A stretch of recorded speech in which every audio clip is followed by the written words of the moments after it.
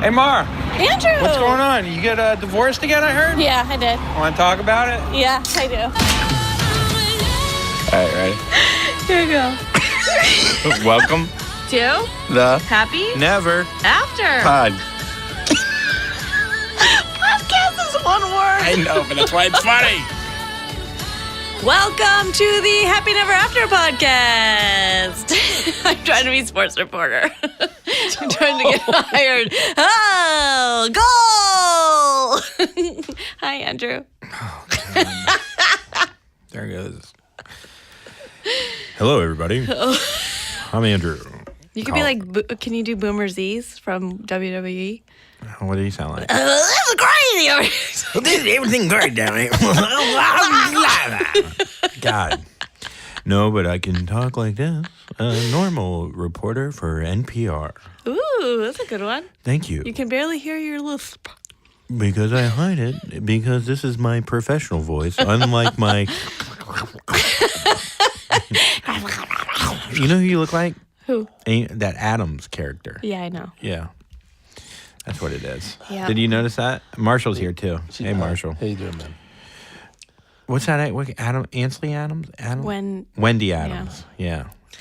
No, Wednesday. Oh, is this your Halloween costume? Oh. I thought that, I just put two and two together. I was like, oh, this is why she looks ridiculous. It's Halloween. Or I don't look ridiculous. Or it's Wednesday. It's Wednesday Adams. Nice that you brought out a gray sweater. Well, it is Halloween. You want me to take it off? Is that a new one? Is that a new? Sarah told us that More gray. I hate full zipper sweatshirts. No, a little lower. I hate full zipper sweatshirts. What makes you think that that's okay? look at these. What are you doing? Look at these nips.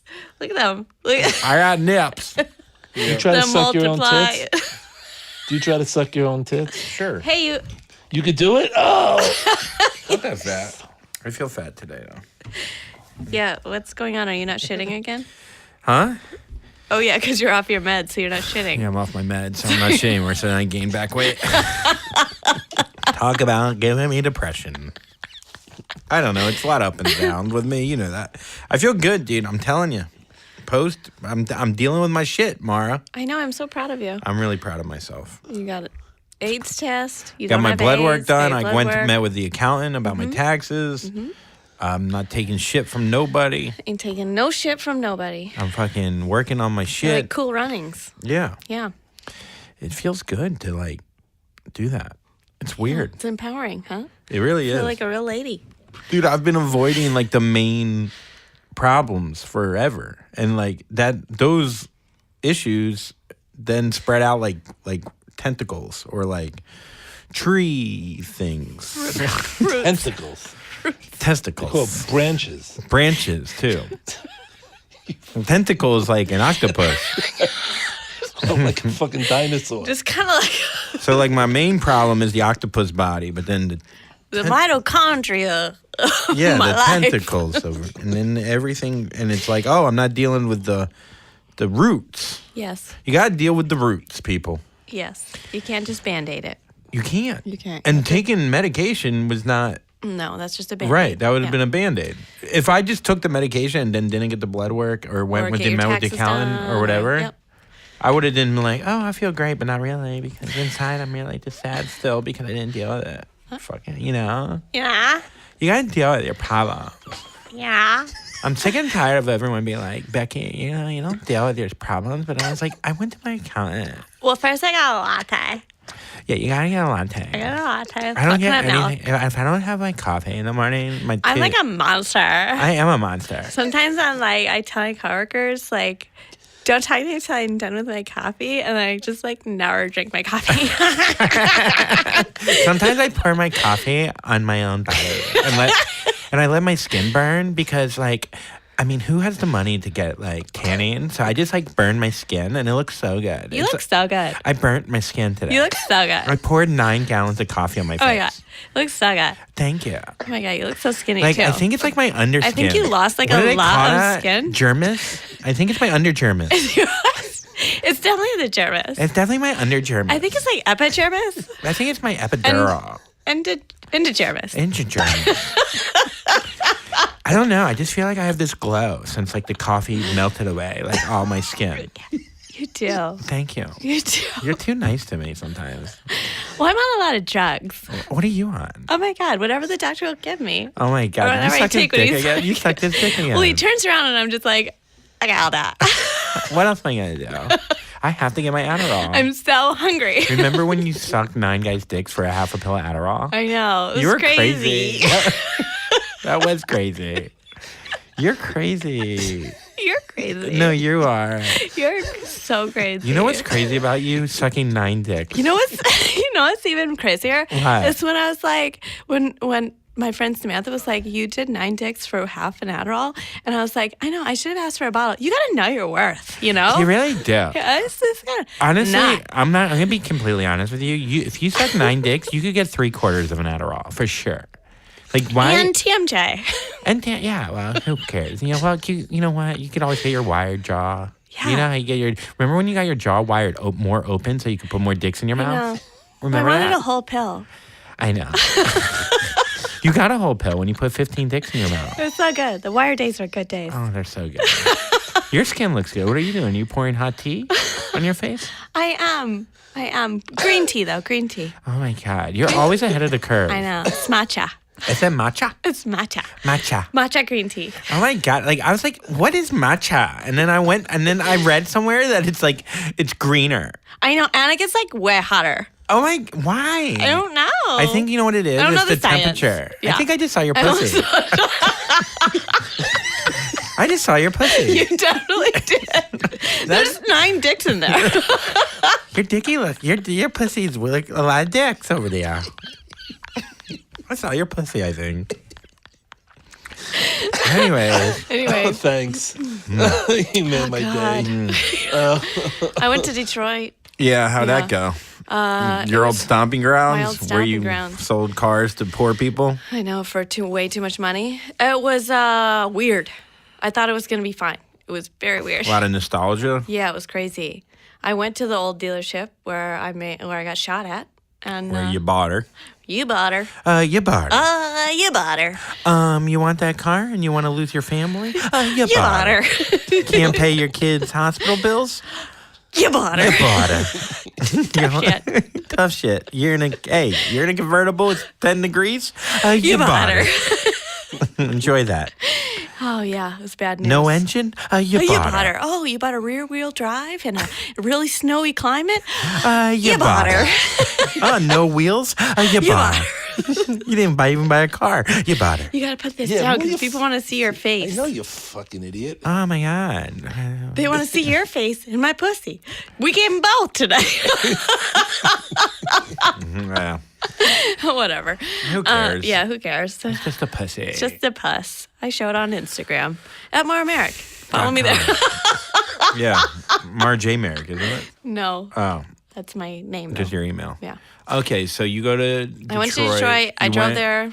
I had a gig, and I also was going to pick up a friend who was a comedian moving here. And yeah, I was 4 hours early for the gig, so I was like, oh, I'll just drive around and have, I was like a psychopath. So 'cause, I know now that I was like, this is normal. And so I went to the old workplace and took like a little video, put it on Instagram, and then I went to my favorite house on the whole, like of all the houses that I've owned. I love this one so much. And I took a picture, and then I was holding on to it, and the whole time I was like, don't send it to the first husband. Don't send it to the first husband. So this is the first husband who you met when you were 19. Yes. And he was married, and he was 41, 42. and he was addicted to drugs. Well, Or he not didn't yet. he didn't do any drugs until after we started making money, because he had 4 kids and a wife, so he was responsible then. Okay, so you ruined this marriage, but and you He were was married then. you were a virgin. You Yeah. lost your virginity. Okay, Yeah. I just want to give people the backstory. And how long were you married to him? 2.5 years. Okay. And then you got divorced. So then you think, and he hit a ketchup bottle over your head. Yeah. So it ended very poorly. Well, that wasn't the end. the That was end. the beginning. That was the beginning of the end. Yeah. Yeah. We went to a party and he was making out with another chick because he was high on drugs and drinking. So I was like, hey, that's not what we do as married people. Yeah. And I knew he was super drunk, so I've told this story, right? Yeah. Yeah. Yeah, I just want to give people. Okay, yeah. So anyway. it was a pretty ugly relationship. Yes. It was very So toxic. you decide how many years later? I don't know, 87? How old am I? No, so Yeah, no. a while later. 30 years. No. I'm not 52. No. You said 87. No, she was No, kidding. no. So you met him in like I got 2000, married at 6? like 2000. Yeah. Yeah, so it was like 2000. Yeah. Yeah. So 17 years later, you go back to Detroit. When's the last time you've been to Detroit? Probably that long. So 17 years later, Yeah. you go back and you think, let's go to the house Yes. where I got hit with a ketchup bottle. Yes. Okay. Which Now- I loved. I love that house. When you love ketchup. Now, I do. I'm from Michigan. and how far did you drive to get to the house? Oh, not that far away from my gig. Yeah. Maybe 20 minutes. So you go 20 minutes out of your way to go to this house to Yeah. re-step a horrible. Why do you feel like you wanted to see I don't that? remember that part because I feel like you just don't remember those Okay. bad memories. All right. Yeah. So I was like, oh, I just want to see if it's there, what it looks like. Mm-hmm. So I went and took a picture, and this cute little family was there, like out in the yard. I was like, oh, that's so cute. And Did you then think about that could have been your family? Yeah, the only reason that I ever got married was to have a family. That's like the only reason. Nobody had a family with me. You didn't know then that you couldn't have. Yeah, I always knew I wanted to adopt. Oh, 100%. Yeah. So you felt like I was getting 4 kids. Yeah, I was getting 4 kids. Okay. And the house, did it look the same? And he had a vasectomy. Oh, okay.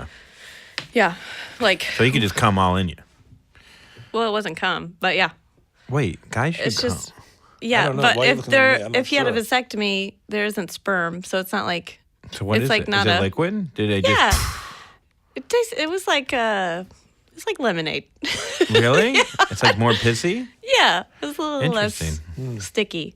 I didn't That's know that. like my I second, didn't know that the either. guy that I slept with this after him, which was my When you're like, second well, husband. Yeah. Yeah, because But I met him right after. When he like came on me and I had to clean it off, I was like, "This is like gooey. Yeah. There's kids in here. What's happening? Yeah. It's so sticky." Now I see why you didn't drive by that house. So you go and so you see is the house the same? The house is the same. It's beautiful, and I You didn't take a ask picture. to go inside, did you? No, Oh. God, no. I just drove past, and but I did Google to see like what the inside looked like from old real estate pictures. I was like, I can't remember what it looks Wonder if like. the stains are still I there. wonder if that ketchup's still on the ceiling, or was it blood? I don't know. It's all red. Yeah, at least mustard, you would have known what was difference, blood. like, Yeah, that's really well, that's annoying. one- yeah. It's so annoying. Don't you hate it when your husband beats you up with ketchup and you can't tell it's blood and what's ketchup? What do I dip my fry in? It's so true. Oh, that's my blood. Ah, pass me another friend. Oh, actually, it tastes pretty good. Maybe are you a vampire if you like your own blood? Who knows? Ew. Happy Halloween. Yeah, so I sent him the picture. How did you have his number? He hasn't changed it. Oh, we really? That's like the communicated with this guy? creepiest thing. And I blocked him on my phone like 6-7 years ago because he started calling me at like 4 a.m. every weekend. So I was like, okay, block. But when I updated my phone, it unblocked everybody's number. So I went back and reblocked my mom, and I went in and I was like, oh, it's not even blocked.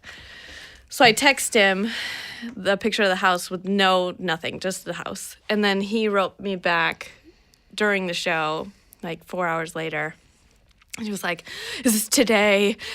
When was this? And I was like, I go, it was today. And he's like, what do you do? And then I sent him a picture of the old dealership. And he was like, what is happening? Why'd you go there? And I was like, oh, I'm just in town doing a gig. And he's like, for how long? I'm going through a crisis. I'm so unhappy. I've just been making money for everybody in my family.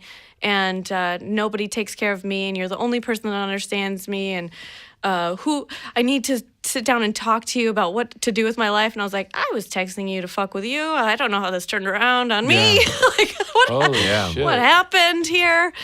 And so I texted him back, and because we have a lot of people that are suicidal in our community, so I always try to care a little bit more because he sounded suicidal. So I was like, what does happy look like to you? Have you ever been happy? You know, like, what does your wife say about this? And he's like, oh, I'm engaged. And I was like, you were just married the last time that we talked, so maybe stop getting married. And he's like, she has a 10-year-old son that I know I'm going to be a horrible role model for. And I was like, then let this woman go. Like, you're just filling I was like, you need to stay by yourself. And at this point, he's what, 58 now? He's got to be old, Yeah. right? Or Yeah, he's 58, Yeah. 60, somewhere Yeah. around there. So, and he's writing all this. Did you end up calling him? Did you guys We talk? set up a time to go to lunch the next day. Oh, he was in Detroit? No, he was 3 hours away, and I said, I'll meet you halfway. oh, Jesus. I said, I'm not coming all the way there. Well, I get You worried. met this guy? Would you wait? Can I tell the story? So I worry about him. So I was, because I did love him. Yeah, but do you ever like stop and be like, this is not healthy? I did later. Because when I was in the moment, I was like, oh my God, he's suicidal. I don't want him to. There wasn't a little part of you being like, yes, he feels terrible. Come on, don't lie. No. There was nothing in you that was spiting him 100% that no. felt good about him not doing well right now. No. Wow. I still care. But I had to protect myself. It was like Yeah. watching a train wreck and being like, I should probably step off Is the it because tracks. his cum is like lemonade? This all goes back to that. I love sugar. Yeah. So he, I texted him in the morning and I was like, I don't think it's a good idea. I can't put that amount of miles on my car. Plus, I think you should probably just talk to your fiance about it. And yeah, so. That's all right. Keep talking. So we had, no, he was like, that's fine, I get it, but would love to come and visit, have you come visit sometime. And I was like, okay. I mean, I did a gig once in Grand Rapids where he is now living very close to my parents. And he like lent me his car and gave me a condo to stay in Really? How long ago was this? when I first started comedy. So Oh, so you've had, it Contact. hasn't been 17 years. So you had contact. Did you hook up with him then? I didn't see him. He just like gave me the code to his house in his car. I never saw him. Yeah. Like he's got this weird I feel like Well, all you're my like- exes do this to me, which is weird. Oh, I think you do it to yourself. Yeah, I definitely did it to myself. You reached out to him and you sent him a picture of the house. If I was a guy, I'd be like, She wants to fuck. oh my God, it's my notebook moment. Yeah, this is like, holy shit, she's been thinking about me too. And she's like, oh well, no. we she- experienced things together. for 2 years. Man. Hey, put a bottle on your head. Jesus Yeah. fucking And he's He a didn't put fucking it on my hand. druggie. He cracked it over the Yeah. back of it. That's what I'm saying. I just feel like it wasn't him that was cracking the It was the ketchup. drugs. It was the drugs. All right. Him before the drug. Man, did we have a good time. Is he sober now? No. And he was like the last time I heard he was on a shit ton of Adderall and like the best friend that I fucked. I did that out of spite. That I was angry about. But yeah, he was like, yeah, he's still doing blow and he's on Adderall and he's very lean and he's just, I was like, he's lean. oh, good. That's Yeah. good. Oh, that's nice. Maybe I found my drug. What, You need to wrap him in some sheets. that's pretty good that, yeah, you should, I mean, What a lead in. our show is like Dude. way too dark to then. I know. To go into this part. Yeah. Well, we can finish talking about that Did on you, the next show. yeah. I was just wondering, like, at least like overnight you realized that it wasn't a good idea. I'm proud of you for not meeting up with him. Yeah, and and it actually led me to have like a forgiving moment for a couple of different relationships that I was like holding on to You might as during well that get time. all of them in.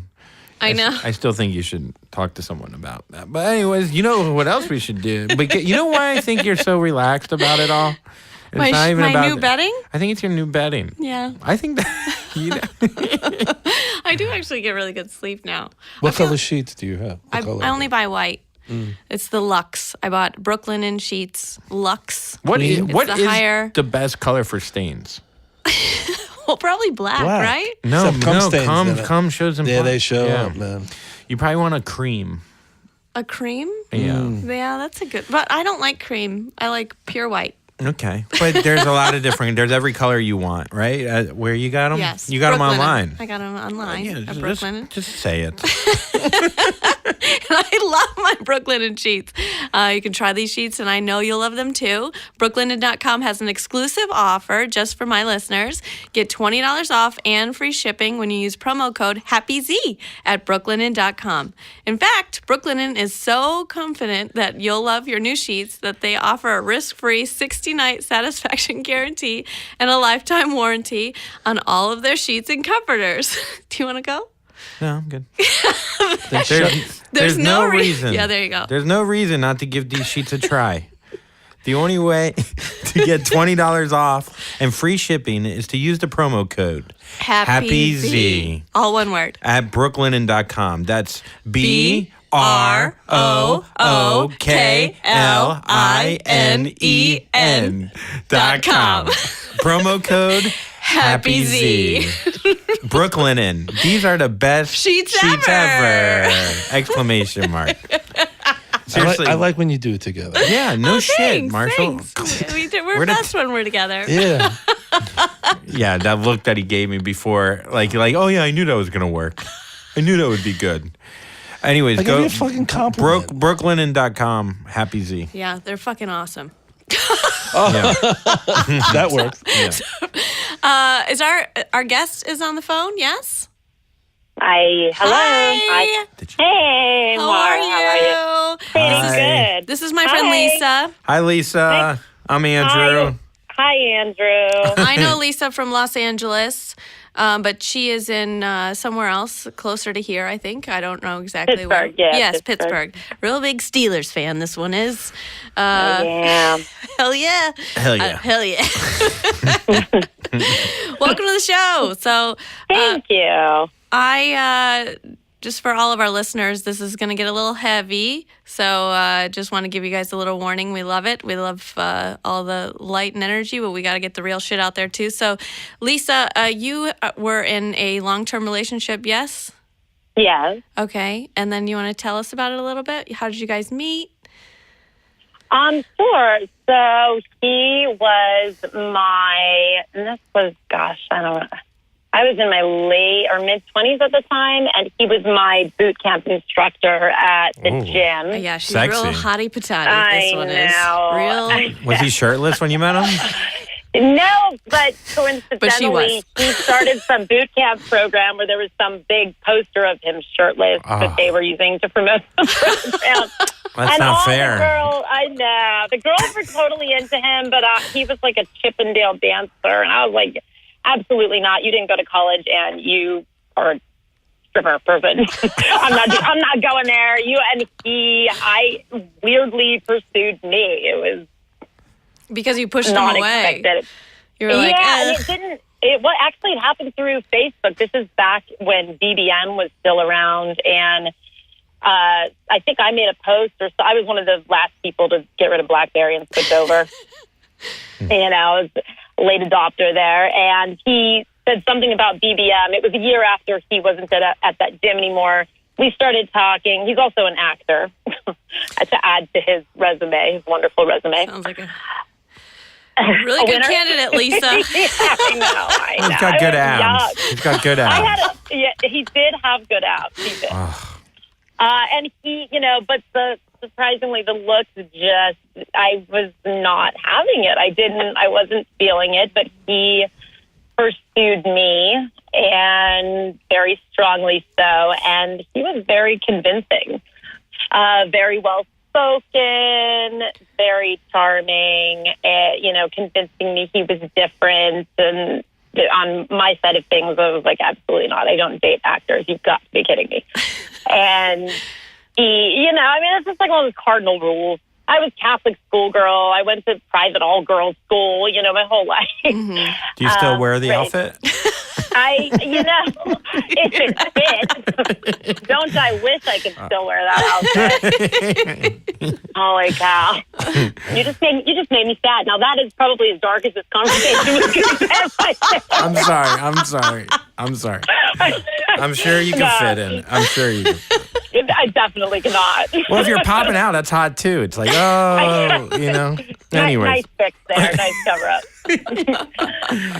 Okay, so you meet him. Yeah. What were you doing at the time? Were you an actress or you just didn't? Oh, no. No. Oh.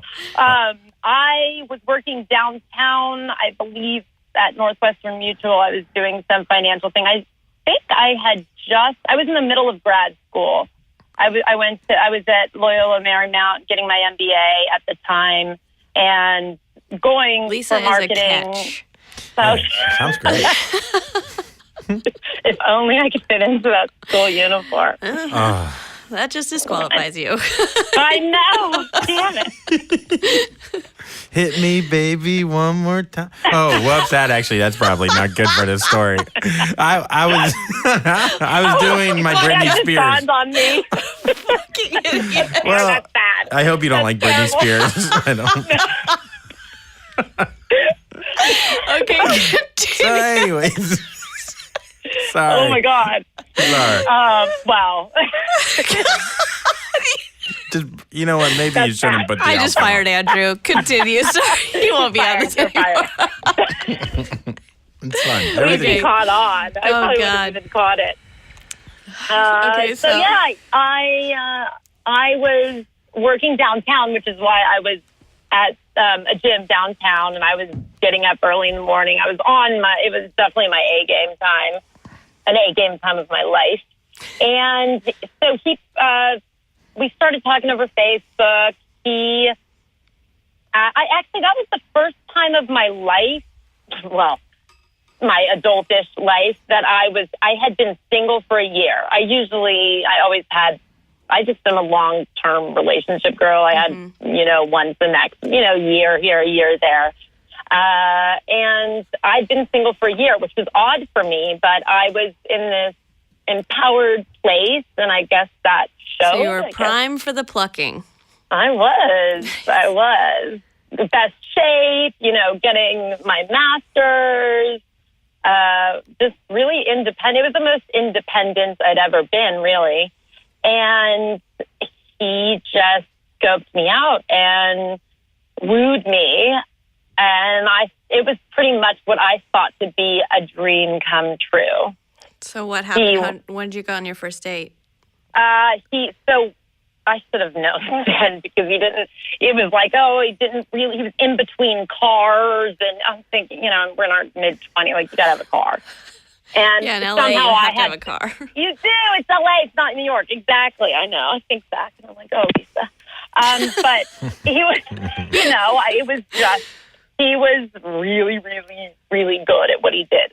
And we decided, he was fun and creative. We're both Geminis, so we're both all over the place. And he found everything I said so interesting. And, he came at me with, of course, he's this tall, beautiful man that every other girl was interested in. And he came at me with the approach of, out of all the girls in class, I always had this big crush on you, and you used to make me so nervous. And I'm like, what? Really? And I think it was just that building me up so much made me feel so much like a princess and so perfect and beautiful, like his dream Also, girl. I mean, you're not here in the studio, and so people can't see you on camera, but you are a stunning woman. Oh, You are a phenomenal, you're so hot. So thank you. She is. She's a hottie. Okay, continue. Thank you. I can't talk anymore. I feel. How are you That's still true, here? You're fired. Yeah, I got You're pretty fired. The fired. whole That's thing. right. The whole You're Britney fired. Spears thing.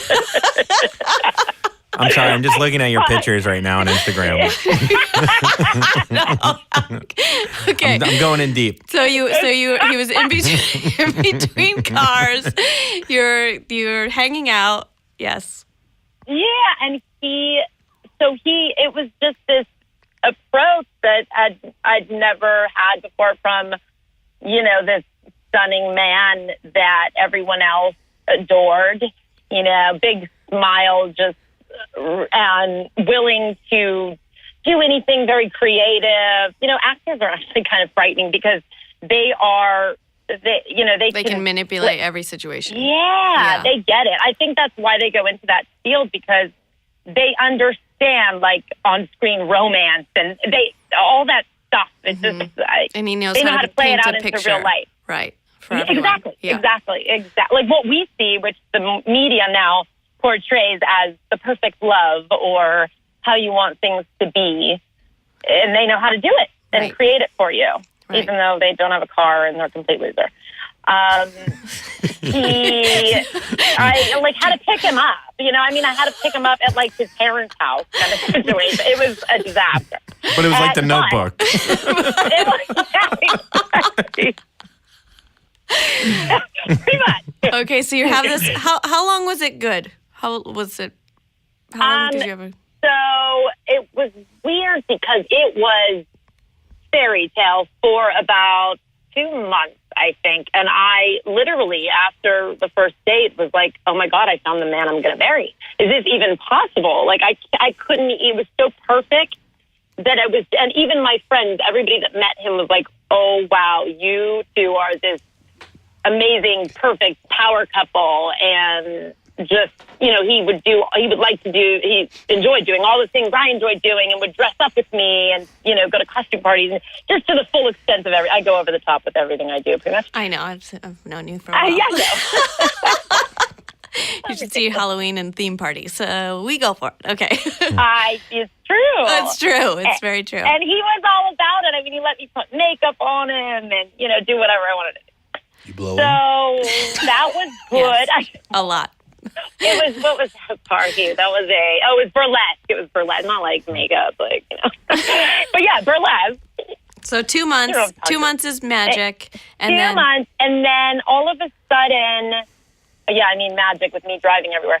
But somehow I was literally blinded because of all the rest, and he didn't have any money, and it was like we would go to the mountains and watch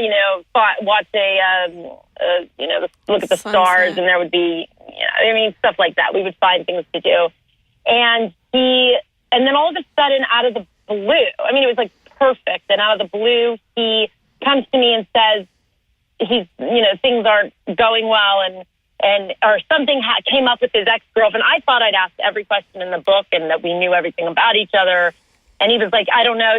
I was with this girl for 10 years and she came back into the picture and there's just this weirdness or whatever, and like breaks up with me. Devastating.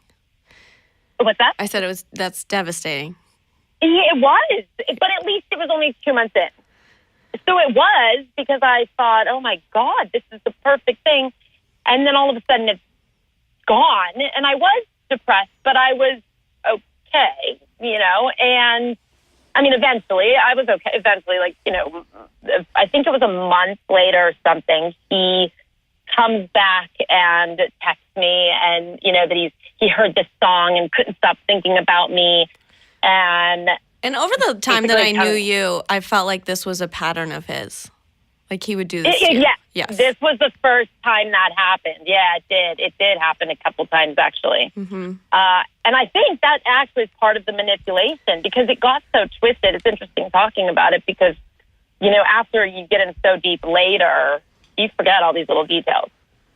Yeah. And you don't recognize this as it's happening. You just think, okay, well, he made a mistake and he realized that, that I was the one and came back to me. So that was, and then it was, I love you right after that. And every time it's like chipping away at you a little bit because he's absolutely. Yes. Yeah.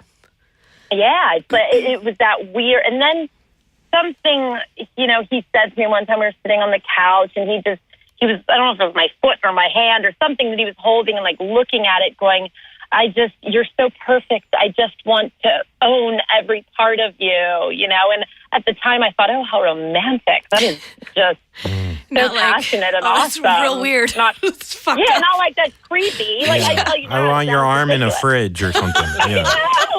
Seriously. Yeah. But my parents, because I don't have my own fridge. I'd like to put your eyeballs on my mantle. Stop it. If I ever got a car. This just shows, like, if you have abs, you can do whatever the fuck you want.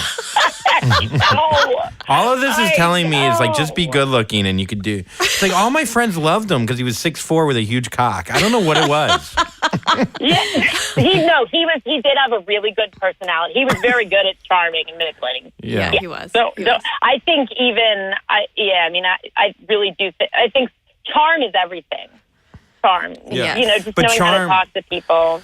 Charm is interesting. If you're attractive, it's charming, and then if you're not attractive, it's just creepy. It's creepy. Like, yeah, Yeah. I mean, it depends how unattractive you are, I guess. yeah. I mean, he was very attractive, so he could have just So- stood there and smiling. So he's looking at your arm, Exactly. telling you that he wants to own Own you, it, and yes. so Yeah, and it felt at the time so great, but then that turned into this weird possessiveness that I'd never experienced anywhere in my life. Like Mara will tell you, we were in the same triathlon group, and there's, like over 2,000 members, and we would have these, like everyone's friends would have these giant parties, and people would have pool parties or costume parties. I remember the first pool party that I went to with my friends that are athletes, and he wasn't able to go and told me that he's like, you're not going to actually get in a bathing suit in front of other people, are you? Like, Even though I'm we're not there. constantly in our bathing suits in front Exactly. of everyone. Yeah. Yeah. He's like, that's absolutely inappropriate. You are a not third sitting of in the a sport. bikini. Yeah. Yeah, in front of other men. And I'm like, what? And I remember sitting at this party with like my best friends crying because I'm texting him. They're like, Lisa, why aren't you getting in the pool? And I didn't want to say he's not letting me because I knew that sounded retarded, ridiculous. It didn't sound right. Yeah. And I don't think I told anyone why. And then I was never allowed to go to bars with my friends because women didn't do that. And he just kind of put me in a box. And somehow I wanted to please him. And even though he kind of cut me off from the outside world very slowly. Mm-hmm. And I realized it, but he had created such a passion that was stronger. The pull from that was stronger than what was actually happening. Like he was real chipping life. away at you and manipulating you into this weird space, the spiral Yeah. space. Yeah. Mm-hmm. And I thought, well, no, I'm never going to ever have a connection like this again with anybody else. I mean, I was convinced that it was impossible that I would ever connect with someone like this. And except at the same time, how is he doing this? And he would never, sometimes there would be little things that I would know were wrong or just didn't feel right. My intuition would kick in about stuff, but I didn't want to look into it further. Like I wouldn't look in his phone because almost on some subconscious level, it was like I didn't want to find out. Oh, you It's thought like that I knew there. you thought that he was cheating? Well, or lying or something. Not even necessarily cheating at first. Later, I felt that, but it was just the things weren't adding up. Like he wouldn't tell me, certain things. I wasn't allowed over his house. He always came to mine, and looking back on it, it's actually crazy to think how far along he got without me pushing for more details. Like I said, I was in grad school at the time, so here I am, this educated woman who is somehow so manipulated by this man that if you were to make this into a movie, the viewer would be like, what in the hell are you thinking, girl? It happens. I dated a guy for a year, and I only found out that he was married because his wife came to my show and punched me in the face. And I I was like, it's nice to meet you. Were you on stage? Tell me you weren't on stage. I was not. I was on my BlackBerry outside. No. And then I still it would've dated him. And then we really fell in love. Yeah. You did. Tell me, did you? After I that? did date him. I didn't sleep with him for a weirdly while. hotter, right? Like it was weirdly hotter. Like, oh, she's a bitch. I so cried for a let's do month, this. and then I still slept with him for a while. Okay, I just sorry. wish you Keep did going. it while you were on stage. That would have been so much better. I'd probably be on TV now if that happened. Yeah.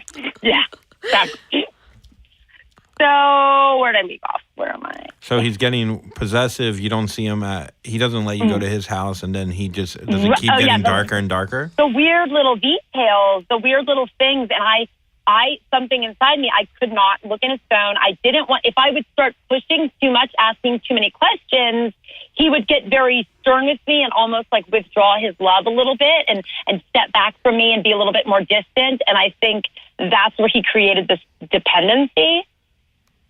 But it was so subtle. It happened over such a long period of time that, and then one of these little breakups that we had. Oh, there was another time where he pulled one of these breakups with me, again, out of the blue. I think this one was, I don't know, a couple months later. How did I forget about this part? Okay, yeah, this, because it's so long ago. He did this again. We were broken up for a month. He said that his ex wrote him this letter. And he said, now she was the opposite of me. He painted this picture of her.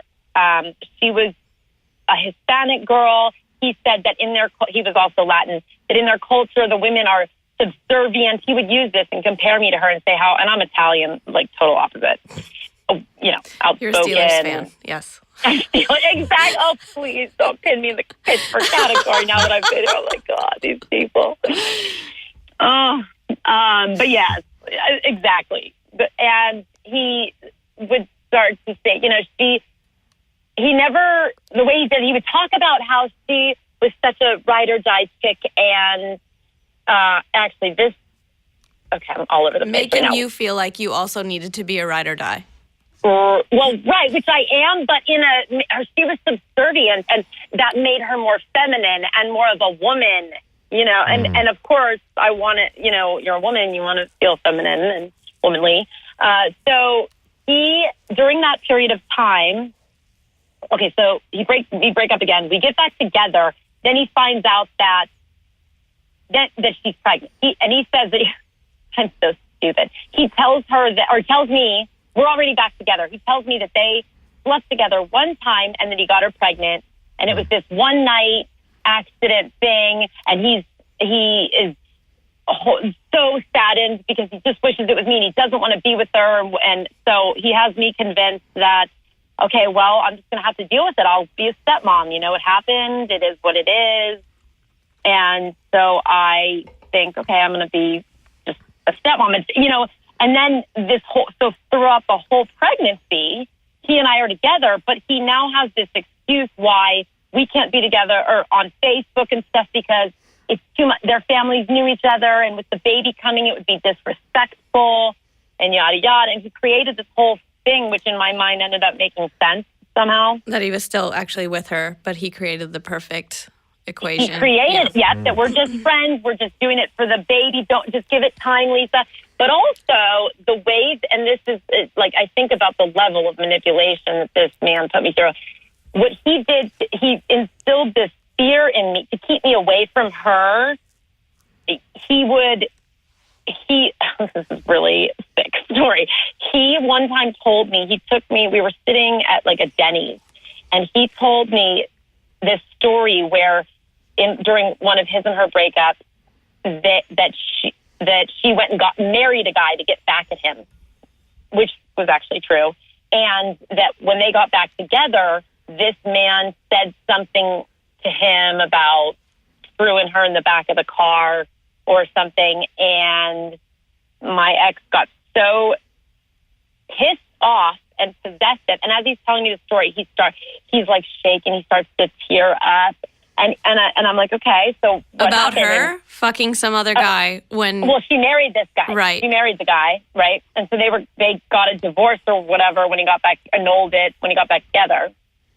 And but the guy that his ex-girlfriend married said something to him that pissed him off, and he went to her and said, that is absolutely not or acceptable.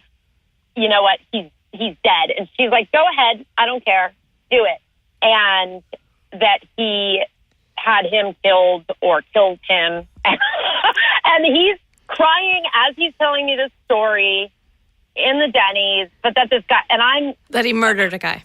that I think he had said at the time, he said he had the guy murdered. And then, but he was... What did you get at Denny's?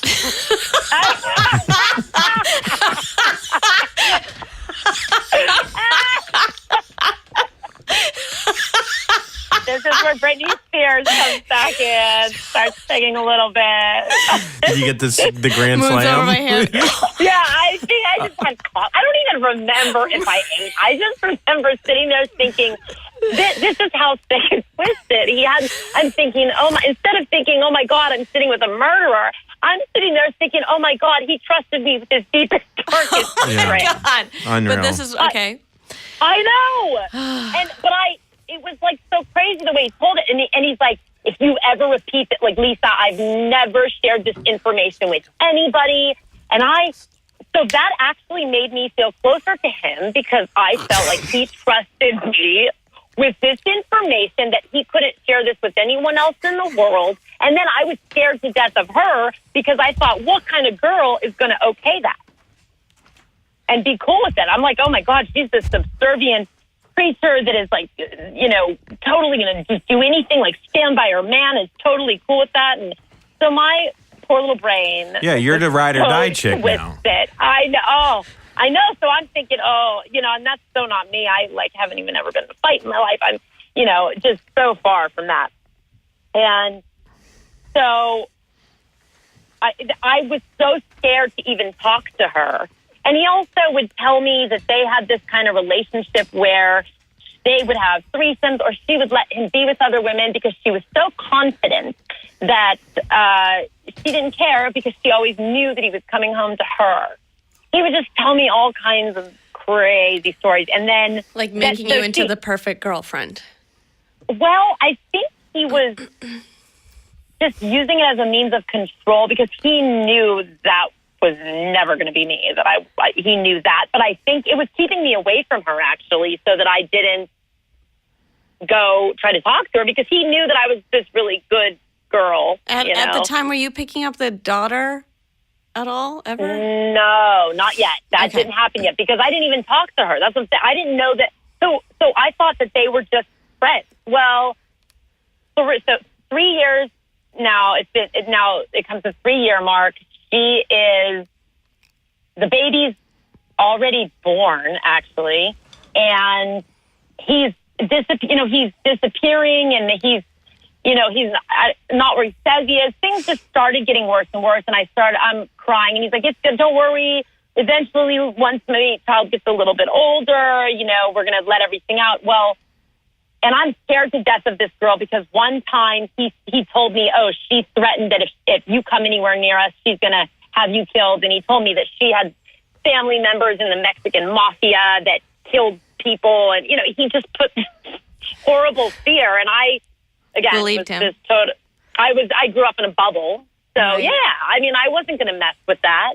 Yeah. And so I find out, I think something, I don't even remember what it was, something traumatic happened, and I must have gone and checked the email, or I think she might have texted me, or I texted her. I don't even remember how that part happened, but it came out that the entire time he and her were actually together, they had a house together that he had bought. Oh, my God. He was literally that whole time living a double life, and I had no idea, like zero. Holy shit. For 3 years, how do I go that far into something and have no idea? And then by that point, I was so twisted in my head that it was like I didn't want to, it was horrifying. I didn't want to let him go. Right. And I spoke to her. By the way, he made the thing up about killing that guy. Her and I eventually became friends. She was really sweet. And I actually was really scared to tell her for a while because I didn't want to bring it up because I actually thought it was true. He had me so convinced. And I didn't want to bring it up because I thought, well, maybe she's still lying to me and playing me and they could have this big twisted sick thing that they're doing to me. I don't know. People are crazy. And then one time I kind of slyly brought it up and she said something about, I married a guy once or whatever. And then and I'm like, oh, and she goes, he was really, really hot. And she was telling me the story. And I'm thinking, oh man, this is the story. I can't believe she's actually bringing this up. And then I go, well, whatever happened to him? And she goes, oh, he's married in Orange County, like now with these kids. And here, I'm like, really? Like, let me see a picture. Cause I'm trying. And you're like, he's not dead? I know. Yeah. That's literally what I said. I'm like, you've got to be kidding me. Well, why are you still talking to her? Is this after the fact that you guys broke up with you we both? Didn't, when I found out that he was living the double life, basically what happened, it was like she didn't know the extent of it either. He whatever lies he was telling her, to keep her in check, he did that. And then he was telling me. And so when her and I came together and actually, he kept us away from each other. When we actually shared notes. We shared notes, and it was like this woman bonding experience. So the woman you were afraid to ever see became your partner in crime against the guy. Yes. Except that he then she decided, you know what, I'm done. I have this beautiful daughter. I'm done. You can have him. He's yours. And I was still sick in the head. And so I said, okay, all right. So I know. And the way that I got through it with him is I made him sit down with me. This is really twisted too. I made him sit down because I was like, okay, I need to trust you again. If you want me to give you a chance, you're going to let me have your phone right now, and I get to go through everything, your Facebook, your emails, your texts, and ask you questions about anything I want. And he did it.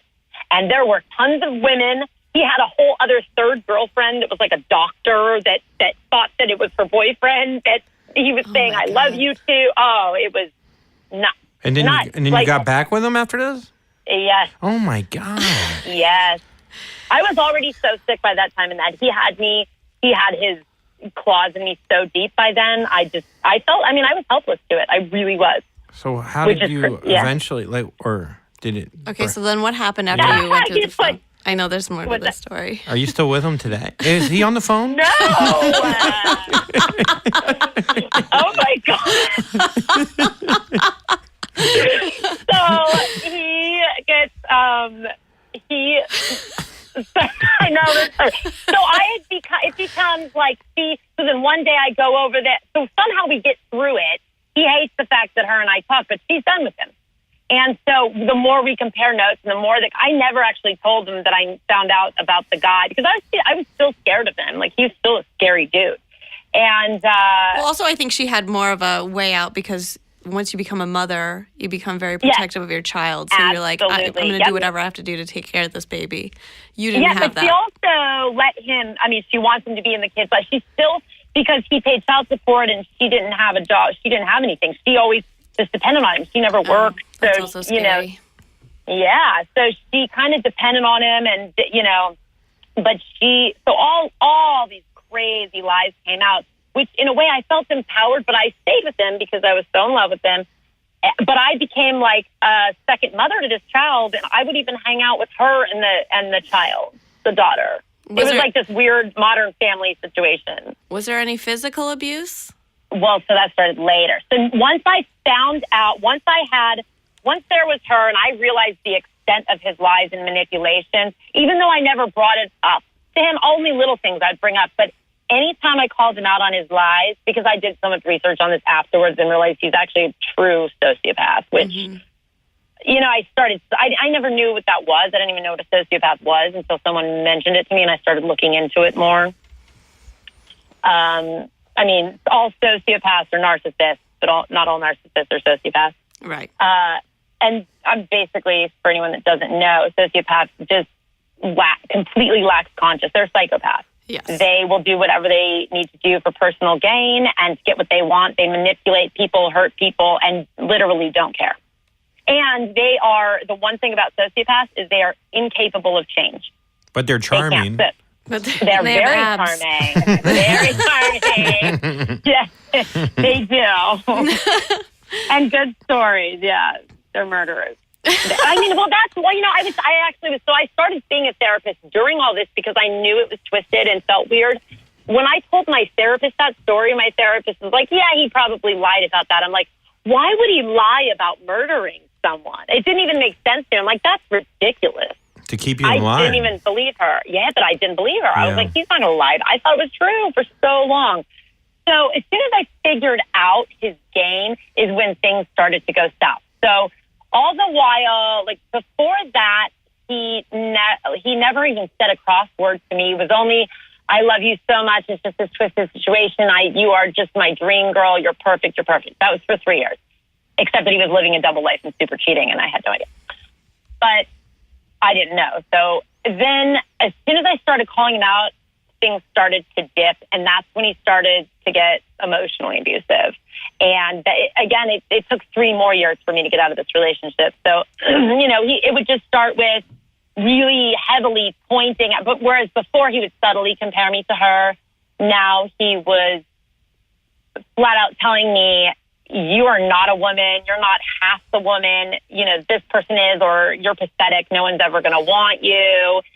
Just stuff like that. Whereas I went from being perfect to not, and it happens so slowly that it's like one little thing that you cry and then they're so sorry. And the second you forgive it, you let them cross that line, they know they're golden and they're in. Mm-hmm. That's why it's so important, I think, in relationships when you set boundaries to literally not cross them. Because I think once you cross it once, it's really hard to go back and it's never the same. Yeah. So he would do that. He started with that, and it just got worse and worse in the lie. And I still didn't want to look deeper because I was scared of losing him. And I just kept thinking, because now I had a relationship with the daughter, and the daughter loved me and looked up to me, and we had this little life together, and which roped me in even more because I'm in my late 30s and don't have kids of my own, and, although I want them. And it was so nice to have that mother feeling, and it made everything more complicated. So then the first I don't even actually remember the first time he hit me. I just remember within the first couple times, it was something like we were fighting and I was crying and trying to block the door and begging him not to leave. Mm-hmm. And he hit me, but then he twisted it to say it was my fault because I was blocking him and didn't let him go, kind of thing. And did you agree with him? So in my head, yeah, exactly. So in my head, I'm like, yeah, it is my fault. I kept telling myself, it is my fault. It is my fault. But the lion, it was just unleashed after that, and it's weird how then every fight almost every other fight, there's some sort of act of violence and it was just so subtle over time that you just don't even notice that. I remember one time we were driving in the car, and I was trying to talk to him about something, and he was so angry. He was so angry or pissed off because I was crying that he took his fist and backhanded me, punched me in the eye. I was not expecting it. I was just sitting there, and my eye was open, and he, so I got a little blood blister in my eye, and of course I had a huge black eye. To this day, there's still a mark in that eye. And I was crying, and then he tried to push me out of the car on the freeway, and he knew that he had me so deep. He was so confident that he had me like that he actually, right after this happened, there was a cop that had their lights on. They were dealing with something. I don't know if it was a road thing. He pulled his car up next to the cop and said, why don't you get out and tell them I hit you? Because he knew I wouldn't do it. Mm. Yeah, well, that's a lot of, you and I talked about this PTSD a little bit. Yep. Yeah, where you start to feel like they're the victim and that you need to protect them from harm. Yeah. Yeah. Right. Mm-hmm. It's weird. And I just can't even explain it.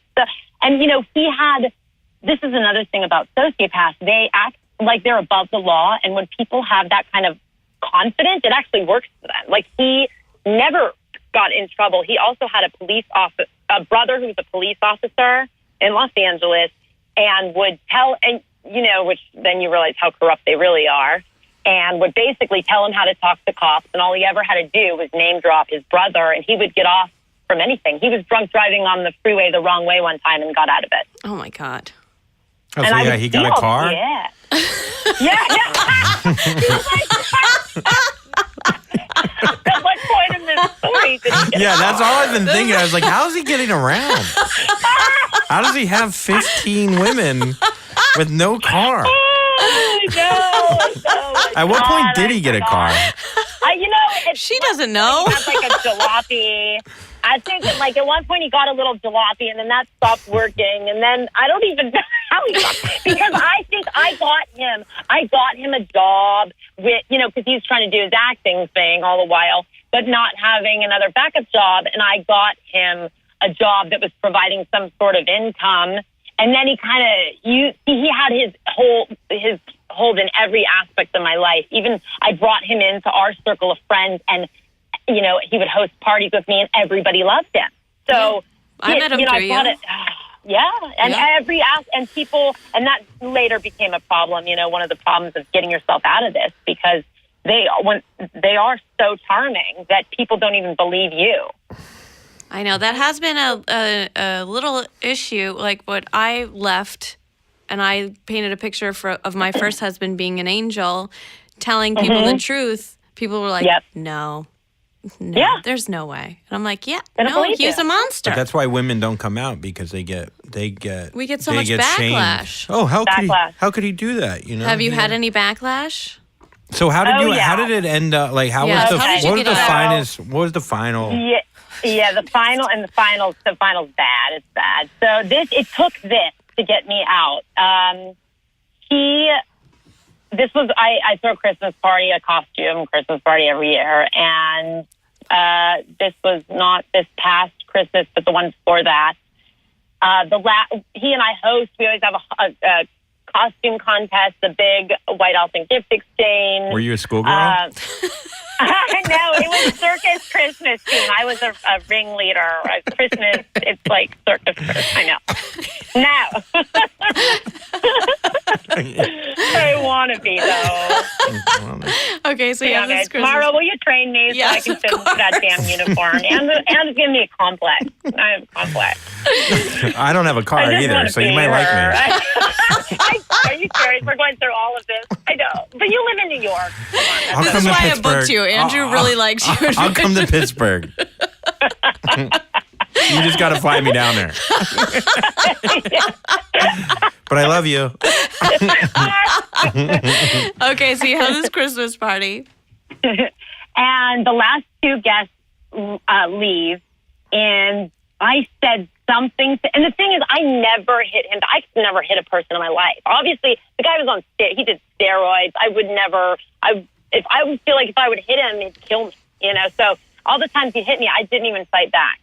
And the last two guests had left. We shut the door. I said something, and of course we'd all been drinking. I said something that pissed him off. I don't even remember what it was, but he took his fist and just sucker punched me in the side of the head. And something inside of me snapped, because what man takes it's one thing, it's bad enough to even slap a woman, but a closed fist, And when he punched me, I think things had gotten so bad, something in me snapped, and I decided for the first time I'm going to try to fight back and stand up for myself. So I threw a punch, which of course went straight through the air and didn't even touch him, because it was probably like something you'd see in I'll train you. Okay. If someone saw it, they'd be like, you could laugh. It would be so stupid. Then you're in costume. Ridiculous. I know. Well, yeah, that's a ringleader. And he ripped. I know. It just worked. He ripped my top off, and as soon as he saw that I threw a punch back, he went aggro, turned into a monster, and he ripped my top off. And he got me on the ground and started pounding on me. But it was almost as though because he knew because of his cop brother. He was very careful with things that he said in text message and whatnot. But he was punching and pounding the sides and top of my head, not my face this time, even though it had given me countless black eyes before. But I think he realized I was past that point. I think he realized something else had changed. And at some point, and of course, I'm screaming and wailing, he has me, he's on top of me, I'm on my back, and then he pulls out his phone and starts filming me and says, I'm going to show everyone how crazy you are, and taunting me. And then I remember him he leaves. I went to bed. I woke up, a few hours later in the morning, and I felt like my brain was bleeding. My vision was blurry. I couldn't even get up to pee. And I got really scared because I was like, oh, my God, what if something happened in my head and I could die, Can I ask you something without judgment or anything? I mean, yeah. I know the reason why I didn't go and get help or call anyone, but why didn't you immediately when he left, why didn't you call someone? Because I was tired and I didn't realize. I think, I thought maybe, it's like that just happened and the adrenaline's there and all the other fights and all the other times I never did. And it was because I didn't realize it wasn't, I did it until when I woke up and my vision was blurry and I actually felt like my brain was bleeding. That's what scared me. Right. Because I was in pain, but to wake up and feel even worse, that really freaked me out. I actually thought something could be wrong. But I didn't. I was scared to go. I was scared because I knew that he always got away with everything. And I that scared me. The cop brothers thing. So I you're all alone. Yeah. I mean, all alone. Yeah, you don't want these dirty details of your whole relationship coming out when someone that manipulative who's done so much and all these crazy things he's done, you just think, oh my God, what is he capable of if I try to turn him in? Right, because you're not only just going to the doctor to get fixed, you're explaining a whole 6 years of a relationship. That's the thing. If you go in for friends, that, you have to. Yeah, you're making a major decision. Yeah. Absolutely. And the sad thing, a lot of abusive relationships, the man won't let the woman leave. This man was abusing me and I was begging him to stay. And that's how twisted it was and how deep it got. So I go to the hospital. My friends I call my best friend, her husband. They come over. They pick me up, make me go to the hospital. They're like, you got to go, Lisa. We went to the hospital. I'm like, you're right. We went to the hospital. Well, he went straight to his baby's mom's house who heard the story. This is the next day, mind you. She told him that I'm in the hospital. And so he found out that I'm in the hospital, which his cop brother gave him advice because the law in California is whoever goes to the cops first with domestic violence charges is the innocent one, right, or whatever, and until later. So I'm in the hospital waiting for they told me, okay, they sent a counselor in, this and that. I'm in there for hours and getting all kinds of scans and this and that. Well, when the cops, so she knew. And then all of a sudden, she started responding weird to me, and I knew something was up. Well, the cops came to the hospital. They came to take my statement, and my friend and her husband were with me the whole time. They took turns going home to check on their kids, but one person was always with me. And they came in, and they made them leave the room, or they wanted them to leave the room and start questioning me, and I'm telling them the story, and they're like, well, that's funny, because that's not what he tells us. He's down at our station right now and says that you attacked him, and he has video to prove it. And I'm like, you've got to be kidding. Wow. They handcuff me right after I get released, arrest me with felony charges, and take me to jail I'm losing it. Catholic schoolgirl here, like never been in trouble a day in her life, just losing it. And my friends are like, don't worry, we're right behind you. She's like, do you want me to call your mom? And I'm like, whatever you do not call my mother. She'll disown me. Are you kidding? My mom hated him. Mm-hmm. She wouldn't even be around him. So I'm in jail, and I can't figure out how to use the phone. So I end up having to spend the night in jail, which was the most horrifying experience of my life. And I wake up the next day and realize my friend had my phone. So I called her, and I'm like, where are you guys? I thought you were coming to get me out. And she goes, Lisa, we tried, but your bail is set at $50,000, and we need $5,000 to get you out of there. Jesus. And you told me not to call your mom. And I was like, call my mom. I was like, tell her whatever you need to tell her to just calm her down, but please just get me the hell out of here. I can't do it. I'm freaking out. Yeah. So she calls my mom. My mom meets her at my house in 45 minutes, and then they come down and bail me out. Well, at this point, when they bail you out, it's because I got bailed out, they set my arraignment 2 months later. So whereas if I just stayed in there, I would have seen a judge and they probably would have looked at it and dropped it. But I didn't know this. I don't know how this works. I just couldn't spend another minute in there. Right. So my mom spent $5,000 getting me out of jail. You don't get that money back when you pay a bail bondsman. And then she had to spend another $3,000 on a lawyer because we didn't know anything about this. They're giving me felony charges. Yeah. So and of course I'm still feeling like I wanted to talk to him and what, and he did reach out, but it wasn't even my own strength. It was the fact that my mom had spent so much money, saving me. I couldn't do that to her. I could not talk to him. So thank God you didn't see the judge and get arraigned. I know. Thank God. I know. Absolutely. I mean, it was a horrifying thing to go through, but it was the only thing that kept me away, and like her love showing me that, and actually, whereas I thought she was going to kill me, she just broke down and was like, Lisa, I can't. I knew he was a jerk, but I never in a million years thought that you were going through this. I'm so sorry. Like, she was it was really shocking how she reacted to it with just pure support. So did you end up going to court 2 months later? Yeah. Oh, yeah, I did 2 months later. And of course, and I was stressing out the whole time, putting together my own case because the lawyer wasn't doing shit.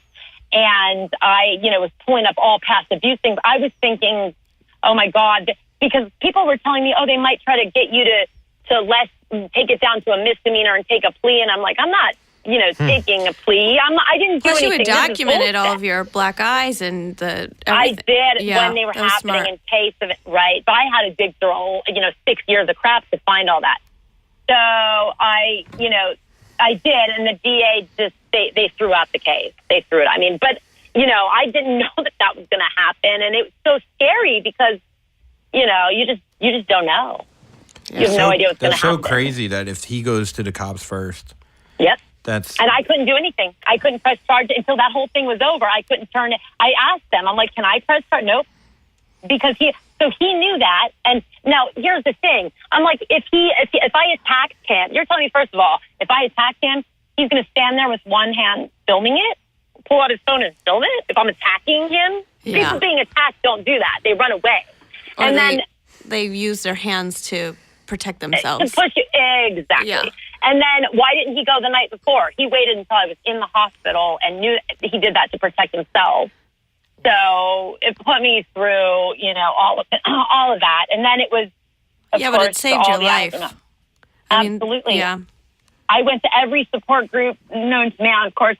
And I felt like I didn't fit into any of them because they were all, English as a second language with like 5 kids, and they had nowhere else to go. And they felt, and I was the opposite of that. And I'm thinking, oh my God, what's wrong with me? Because I could have totally left at any time, and I didn't. What are you taking care of yourself now?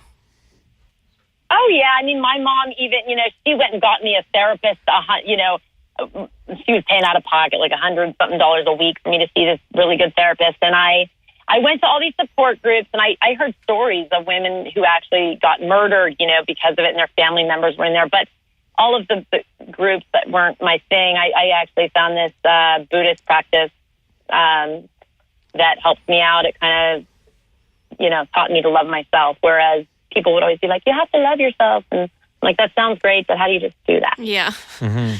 Andrew tells me that all the time. Yeah. He's like, you need to value yourself. I'm like, cool. Step one. Yeah. Well, yeah. It's tough. Mara. It's hard. Thanks, Andrew. Man, what a story. What a story. I'm so proud of you. Where's the guy now?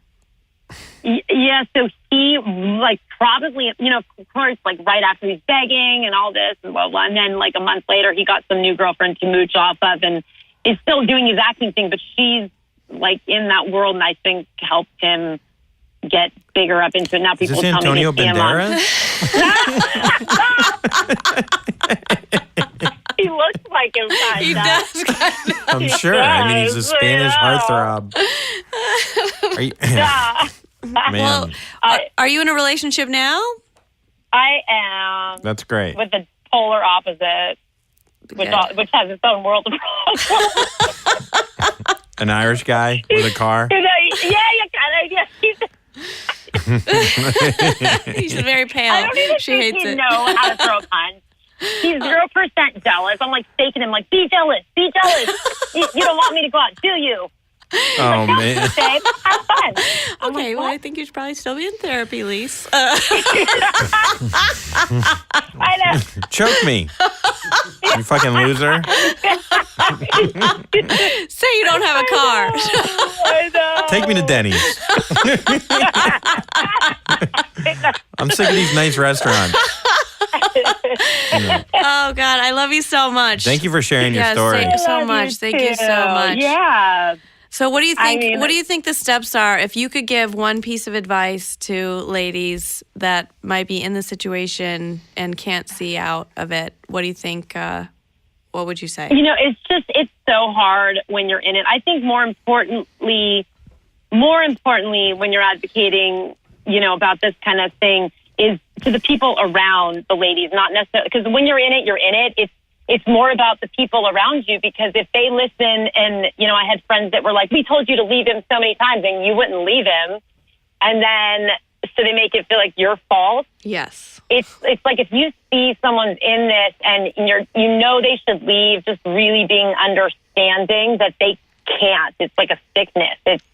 And you know, maybe educating it's to everyone else, educating those people on how to handle it and just being there for that person, even if they keep going back. Because if you're not there because they keep going back and then they're like acting like you're the boy who cried wolf or the girl who cried wolf, you know, then they close up and they won't tell anyone else what's happening. Yes, you just have to prove. I agree with you. I think the people that are around you need to prove that they are 100% on your side, and not Right, no matter what. No matter what. Right, because if they try to force you to leave the person, you might push them away. Mm-hmm. But it really, that's what it really comes down to, is showing. And then, you know, afterwards, people still wanted to be his friends, and, you know, we're talking to him, and you see, it gets very twisted. And you have to realize that's not okay. That you have to draw the line after. So this is how you end up living in Pittsburgh. No, Oh. she's got a really bad. Your family has a pizza No, shop. I know, I'm kidding. Yeah. My Did you get your grandfather MBA? died. I did get my MBA, yeah. And I'm flipping pizza, yeah. See the way my life goes, I swear. Well, you always had a car. You like driving. Had a car. You like delivering. It's good. It's good. Oh my God. All right. Well, thank you so much for Yes, sharing, thank and I you. hope we get to meet one day. I hope so too. You guys aren't that far. Maybe I'll drive I my know. car. Or maybe we'll to you come and over bring you there. Pizza. Or Yeah. come get pizza. Yes, for sure. All right. Gluten free. Oh God, we're the opposite of that. I know. It's Pittsburgh. I know.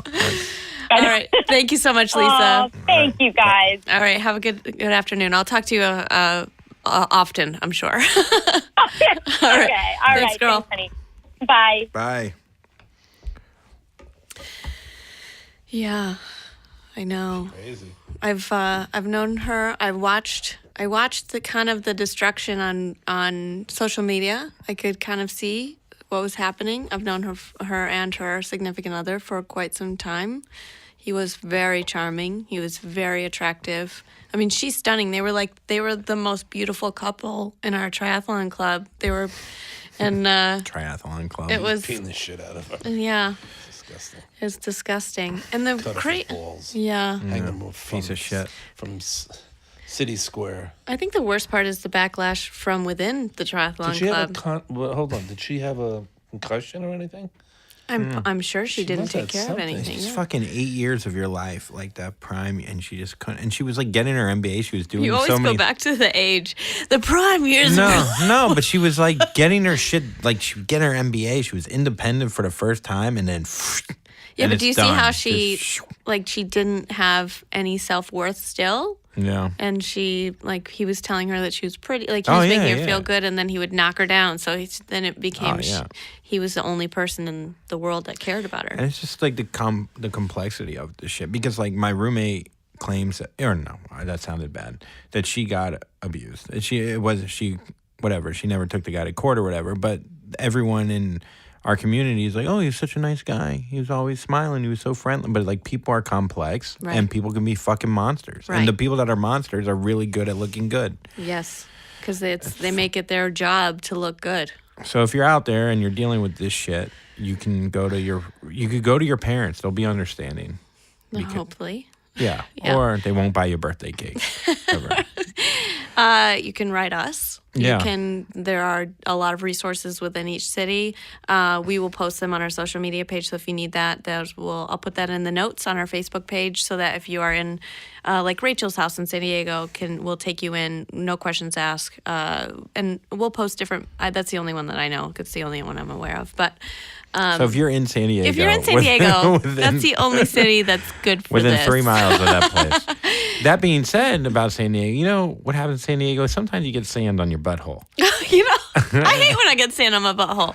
What do you do when you get sand on your butthole? I keep it on my butthole for a while. I do. and then you get home, and then you use my bidet. your bidet. Yes, bidet. If you go to Happy, oh my God, Happy Tushy me. no. Hello. Could you just do this fucking right once? Okay, I'm just no. It's okay. hellotushy.me. HelloTushy.me. Go Happy there. butthole. You get an amazing bidet. We're not kidding when we say that we both have them. And I swear the reviews of when from my roommates and anyone around me, they're like, wow, Andrew, you don't smell like shit anymore. No. Jen actually pulled me aside. She was like, oh my God, do you have a bidet too? And I was like, I have a bidet. Yeah, Jen installed it. My roommate installed it because I don't know how to use a screwdriver. But yeah, she put it on. Or She a couldn't bank wait. And yeah, but she loves it. Like our whole, like it's like, I don't know. It's the helped our best. relationship. So if you go to hellotushy.me and you put in happy butthole, You get a special life-changing bidet. you really do. I don't know. I mean, It is a I life honestly changer. freaking, I can't. I love it so much. All So, Marshall, where can we find you? Soundlounge.com. And Andrew? Andrew T. Collin on Instagram and Twitter. And get a bidet and get some sheets. Get a bidet, get some sheets, get help if you need it. We're here. There's a lot of resources available. Again, we'll put it up on our social media. And you can always find us at Happy Never After Podcast on Instagram, HNA Pod on Twitter. Facebook is facebook.com/Happy Never After Podcast. And then you can also follow me at Mara Merrick. Thanks so much, you guys. Rate and review.